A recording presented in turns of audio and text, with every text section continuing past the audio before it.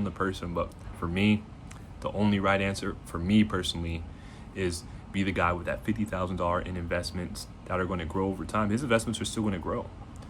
It could go down. That's a fact. But right, guys, it's Miles on the money. And in today's video, I'm just talking a little bit about, man, some stuff I do to save money. And you probably, man, it's getting a little hot, man. I'm hot. Where's my keys at? And you probably can see right now, I wasn't lying to you guys, man. I'm in a 20-year-old Honda, and I actually love this car, man. I actually did some customization too. I told you I'm a car guy. Got this 10-inch touchscreen, man, which it's huge, baby. It's huge, but man, some of the things I do, I'm gonna actually let the AC at least come on, man, because I've been, okay, hopefully that's not too noisy for you guys, but man, I need some airflow. So the reason why I'm driving this car, man, is I told you guys, I was caught up in that payment to payment cycle, or if I didn't release that video, I'm gonna make it now. So a lot of people are acting rich, but they're not, man. And the problem is, it really comes down to, I don't want to say life impersonating syndrome, but man, when you're making these car payments on cars you don't own, that's not your car, friend. It's not. It's the bank's car. And what I mean by that is, man, how it really robs you is because as soon as you get paid, that check goes straight to your car, not to you, your car. You see this Honda emblem, baby? It's an old Honda that I own and own in cash. I bought this car maybe like 7-8 years ago. And I honestly didn't think I was going to keep it, but it's a blessing that I did keep it because, man, I sold the other car, the expensive car. My insurance price went down.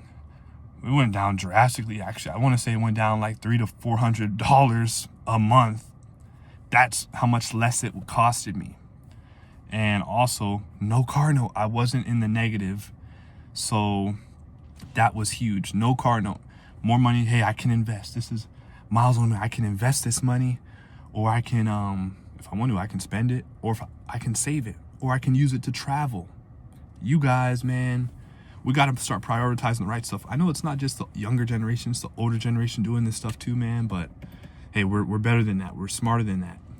And also another thing too is stop being in competition with your neighbors or whoever it is on social media. They're only going to let you see the side they want you to see. I'm here in the car right now and I'm showing you guys, man. I'm driving a 20-year-old Honda, man. I don't care what anybody has to say because at the end of the day, no stress. When I had that Mustang, man, it was a different kind of stress because I had to pay my rent, had to pay my car note, had to pay that high insurance. I basically was paying a mortgage with all my bills combined. I should have had a freaking house with how much I was paying. And don't have a house, right? I'm at an apartment right now. What actual assets are you building? I saw something that changed my mind, and let me tell you my experience first. So I had an issue with the car. The car had to be in the shop. It's supposed to be a simple repair, maybe a few weeks, right? The car ended up being in the shop for months. So imagine that, you having your car in the shop for like 5 to 6 months. I'm still paying on it. I cannot see it. I'm still making sure I'm managing my money well. I can't see the dang car. If I go to the shop, obviously I can see it, but why am I going to do that? So I'm like, wow, I'm paying on this car, man. It's not making me any money. That was nice. That was the first like downshift and hooded I did pretty much since getting the car back. I really appreciate that. Yeah, that's great, man. Thank you. I like yours too.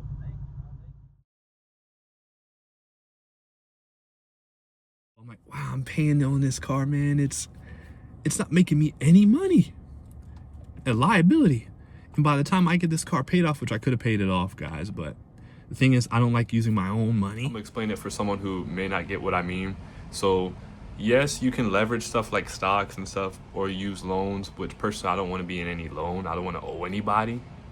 But what I mean by using my own money is, hey, I could use my own money, but I have that money saved for emergency, right? What if I paid the car off with those funds? I decide I don't want to keep the car, or I get in an accident. Well, you just paid it off with your funds. You get in an accident, now you got to wait on insurance to give you a whole bunch of money. Or they might not even give you a whole bunch of money because we know how insurance be scamming, quote unquote. Nobody's trying to get sued. We know how they be scamming. They don't want true value for the car, or you drive it, it lost value. So that's part of the reason why, guys. And what if you decide you don't want this car anymore, like I did? It was too much, man. Very powerful, great car, but too much attention, man. I don't like all that attention being on me. I only modded it because that's what I like. I didn't do it for the attention. It just wasn't my time is what I was feeling. And then I was feeling like God was showing me, hey, you don't need this car. Maybe I was prioritizing that more than God. I will probably admit that I was. I will say I was. Even though I prayed to God every day and night, still the car took time away from me and him. It had me around people probably who weren't actually my friends 100%, and just people there for the car. So when I sold this one, I was so glad that I freaking did that. Or I'm sorry, when I sold that one, I was so glad I still have this one, because man, nobody's hitting me up now. Nobody cares. Nobody's trying to hang out. I did move statewide. That's another reason too. But man, I have just a sense of peace, and I wanted to show God, honor him and not put a materialistic thing over him. And the other thing too, which backed it up for me, was this example, there's a guy named John, hypothetically. He signs a loan for $40,000, right? But he's paying interest. So it's a 72-month loan, which is 6 years. He's paying $650 a month for 72 months, which is 6 years. He's probably not even going to keep the car for half the time, but let's say he does. He keeps the car for that whole time, pays it off. He pays more than $40,000, probably around 46. You guys do the math, pull up your calculator. I don't have one in front of me. He finally pays it off 6 years later. He paid more than $45,000 probably because of interest. And there's another guy here. Oh wait, before we even finish, this John has no emergency funds. He focused only on the car. No emergency fund, no savings. He only has that car, and it's not even worth half the amount. Let's say it's that many years. It's over 100,000 miles. So, or close to 100,000 miles. He can't even get half the value from it. It's not even worth 20 grand or 15 grand. This other guy who watched Miles on the Money, he watched and learned the video from Miles, and his name was Arthur. Arthur didn't get the car loan. He bought a used Honda Accord for like 2 grand, maybe 3 grand. And he's paying that same $650 a month, but he's investing that. He's not paying it. He could save it if he wants to, but he chooses to invest it a month. $650 a month, the same amount other guy was doing. Well, 72 months later, which is 6 years, 72 months later, 6 years later, however you want to say it, he not only invested it, but he invested about $46,000, right, over time, and it grew 8%. He now has over $50,000, but not even to just mention 8% gain. I have an ETF that will get you more than an 8% gain, or I know one. Watch that video. If you watch this channel, you got no excuse, man. No excuse. So would you rather have 50 grand in investments? Possibly. The stock market does have a risk. I'm not a financial advisor. It's not guaranteed to go up, just so you're aware of that. But that's the risk. That's how it's a wealth building tool. That's how you can create wealth. And 50 grand in investments versus having a new car. You guys let me know which one you would pick. There's no wrong answer there. It's just it's all on the person. But for me, the only right answer for me personally is be the guy with that $50,000 in investments that are going to grow over time. His investments are still going to grow. It could go down. That's a fact. But would you rather have that versus just that debt in that nice car, somewhat new of a nice car? You guys let me know where your priorities at. So that's why I made this video, guys. Yeah, well, actually, this car is sexy. I modified it, so it's sexy, but you don't have to get a sexy car. When I bought this car, I bought it just to get me to point A to point B. It wasn't sexy. So, but what is sexy is, hey, Honda paid off, baby. Where you want to eat? Honda paid off? Yeah, we can go there. Honda paid off? Oh, yeah. Having an old car is not a flex.